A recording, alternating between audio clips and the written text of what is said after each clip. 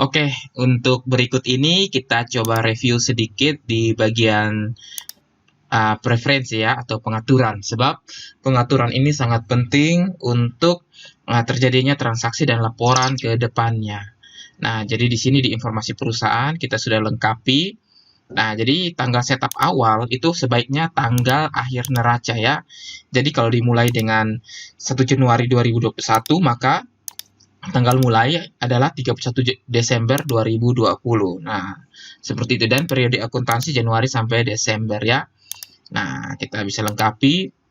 Nah, fitur-fitur ini pun kita bisa memilih sesuai dengan yang kita butuhkan dalam perusahaan kita. Nah, untuk metode biaya persediaan ini sudah tidak bisa diubah lagi kalau sudah ada transaksi barang ya. Nah, ini fitur-fitur bisa kita aktifkan sesuai dengan kebutuhan kita. Nah, begitu pula dengan informasi pajak ya, baik nomor PKP, tipe usaha, NPWP, KLU, dan alamat pajak dan sebagainya ya. Nah, ini dia nomor seri faktur pajak juga sudah ada. Nah, sertakan nomor PO sertakan nama cabang ini akan muncul di faktur pajaknya ya. Nah, kalau tidak mau ya sudah kosongkan saja. Nah, ini penjualan. Jadi perbarui biaya barang saat simpan ulang retur penjualan. Itu bisa dilakukan. Nah, kemudian pelanggan baru selalu termasuk pajak. Artinya pada saat kita membuat pelanggan baru, ya seperti ini, maka harga jual ke dia, ya itu sudah termasuk pajak ya. Nah, ini kita lihat di bagian pajak ya. Nah, ini di bagian pajak. Jadi akan tercentang ini secara otomatis. Sehingga pada saat kita jual, harga jualnya itu sudah termasuk pajak. Nah, seperti itu. Nah, kemudian untuk pembelian, nah ini ada akun-akun selisihnya. Nanti akun selisih ini akan dijelaskan secara detail di materi yang lain ya. Nah, kemudian di sini ada pembatasan ya, akses operator, apakah dibatasi semua atau hanya pada waktu. Jadi misalnya kita ingin supaya mereka hanya akses di jam kantor saja ya, mulai dari jam 9 sampai dengan jam 17. Jadi yang levelnya operator, bukan administrator. Nah, berikutnya tanggal transaksi. Ini penting. Jadi kalau kita sudah closing bulan Januari, bulan Februari, maka kita harus atur untuk cegah ini ya. Nah, cegah 1 bulan. Jadi misalnya di sini di bulan Februari. Maka kalau sudah bulan Januari sudah di closing, maka kita harus buat 1 bulan sebelum ya. Dan sebaiknya ini dibuat 3 bulan sesudah. Nah, seperti itu. Jadi pada saat nanti orang ingin input di bulan Januari, maka tidak bisa tersimpan karena nanti akan merubah lagi laporan keuangannya. Nah, seperti itu. Nah, ini jadi apakah dapat meretur faktur uang muka yang sudah lunas atau tidak. Nah, untuk nomor seri barang, saya rekomendasikan seharusnya ini ya, nomor seri barang harus diisi saat transaksi. Dan dapat mengisi nomor seri meski tidak ada stok ini jangan dicentang. Nah, seperti itu. Nah, ini fitur persetujuan. Nah, fitur persetujuan ini sudah saya jelaskan di materi yang lain ya. Nah, bagaimana kita bisa menggunakan approval secara digital atau secara online. Nah, ini sangat bermanfaat apabila kita WFH atau work from home. Nah, ya, di musim pandemi sekarang, ini sangat bermanfaat fitur ini. Kemudian atribut tambahannya, jadi kita bisa munculkan rincian untuk pada barang dan jasa, ya, pelanggan, pemasok, dan kategori keuangan lainnya. Nah, ini nanti akan saya jelaskan juga.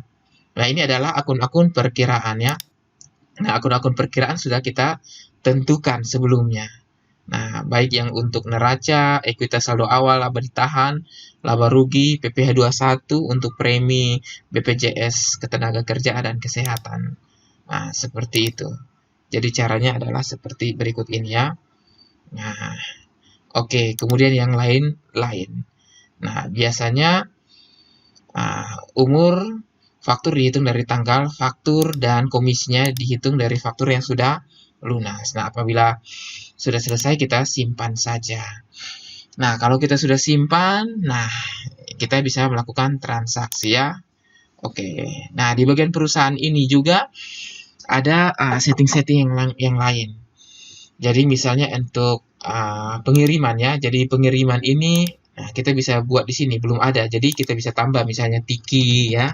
Nah, kemudian JNE, Ninja Express ya, dan lain-lainnya. Nah, seperti itu. Jadi untuk pengiriman bisa kita lengkapi. Jadi pada saat kita membuat faktur, kita bisa memilih kurirnya apa. Baik itu faktur pembelian, surat jalan, juga bisa ya. Nah, kemudian di bagian perusahaan ini, nah, ada syarat pembayaran. Jadi syarat pembayaran ini bisa kita tambahkan. Jadi secara default sudah ada ya, net 15, 30, 45. Nah, misalnya ada net 14 hari, bisa Anda tambahkan. Jadi di sini jika membayar antara 0 hari mendapatkan diskon 0% dan 14 hari ya.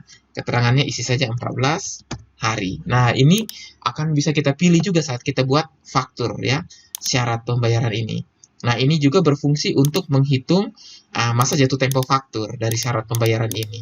Jadi bisa menghitung masa jatuh tempo fakturnya. Oke, kita lihat yang lain-lainnya. Nah, ini untuk favorit, kalender, log aktivitas, kontak nanti akan dijelaskan. Jadi, secara umum praktis kita sudah menyelesaikan. Oh ya, ada satu lagi, mungkin ini hanya sekedar ada penomoran dengan desain cetakan ya. Jadi penomoran ini untuk penomoran faktur. Jadi kalau Anda lihat di sini, pada saat Anda membuat faktur penjualan, nah ini nomor faktur itu sudah otomatis. Di mana otomatis nomor faktur ini sebenarnya ambilnya dari sini yang tadi, penomoran. Jadi kalau kita cari di sini faktur penjualan, misalnya saya cari faktur penjualan, nah format nomor itulah yang akan digunakan. Oke, saya coba cari faktur penjualannya. Nah, ini dia. Nah, jadi format nomor faktur adalah SI tahun, ya, titik tahun, titik bulan, kemudian titik auto counter. Nah, kita bisa setting apakah di reset setiap bulan dan berapa jumlah digit ini ya. Ini 5. Kalau kita bisa buat 4 dan lain-lain. Nah, jika Anda ingin memiliki format yang berbeda, Anda bisa tentukan di sini ya. Tinggal Anda hapus saja ini dan tentukan jenis format faktur penjualan. Nah, jadi selain faktur penjualan, ada juga berbagai modul lainnya itu bisa Anda tentukan di sini ya, format penomorannya. Nah, Accurate sudah membuat format secara default seperti ini. Ya. Nah, nomor-nomor ini pun Anda bisa tentukan di daftar pengguna, kemudian counter per period. Nah, ini dia ya. Daftar pengguna siapa saja. Ini berfungsi jika Anda memiliki banyak cabang. Jadi format nomor per cabangnya itu bisa berbeda-beda ya. Nah, ini dia fungsinya. Ini akan saya jelaskan di materi lainnya. Nah, begitu juga dengan desain cetakan. Jadi pada saat Anda membuat faktur penjualan, nah coba Anda lihat di sini Anda pada saat membuat faktur penjualan, nah ini bisa Anda print ya. Print sebagai dokumennya. Nah, ini dia. Nah, ini masih berantakan kalau mau dibilang ya, belum sesuai dengan yang kita inginkan. Nah, ini bisa kita desain, ya kita bisa menambahkan logo dan lain-lainnya itu di bagian, ini dia, desain cetakan. Jadi di desain cetakan ini, nanti ini materinya akan saya jelaskan secara detail di materi yang lain ya. Nah, ini faktur penjualan. Jadi di faktur penjualan ini Anda bisa melakukan desain. Tinggal klik di buka desain, lalu tinggal desainnya tinggal digeser-geser saja. Mau tambah logo juga bisa ya. Nah, seperti itu. Oke, sampai di sini ya penjelasan untuk sekedar review saja. Ya, intinya secara database ini kita sudah ada ya, sudah jadi dan kita siap gunakan dalam transaksi dan pelaporannya. Nah, mungkin yang lain-lain itu hanya tinggal improvisasinya saja ya, baik itu template, penomoran, dan lain-lainnya. Oke, jadi salah satu yang paling penting juga adalah di bagian pengguna ya. Nah, jadi di bagian pengguna ini Anda bisa menambahkan pengguna atau user lainnya untuk menggunakan database Accurate Online ini. Jadi, pengguna itu bisa aksesnya adalah operator atau administrator. Nah, ini jadi bedanya tipe operator itu apa dan administrator itu apa. Nah, jadi Anda tinggal tambahkan emailnya saja. Nah, untuk melihat fitur-fitur ya tambahan dan fitur-fitur unggulan di Accurate Online ini Anda bisa buka di mowboy.com ya di sini. Nah, alamatnya ini atau di tutorial Accurate Online dan juga di bagian fitur Accurate Online ini ya yang nomor 3. Nah, itu. Jadi akan dijelaskan bagaimana setting khusus user, kemudian untuk cabang, pengguna, gudang, dan lain-lain. Ya, ini sudah dijelaskan di sini. Jadi Anda bisa akses menunya dari bab 1 ya. Oh sorry, ini bab 18 ya, sampai dengan bab berapa ini? 46. Nah, seperti itu ya.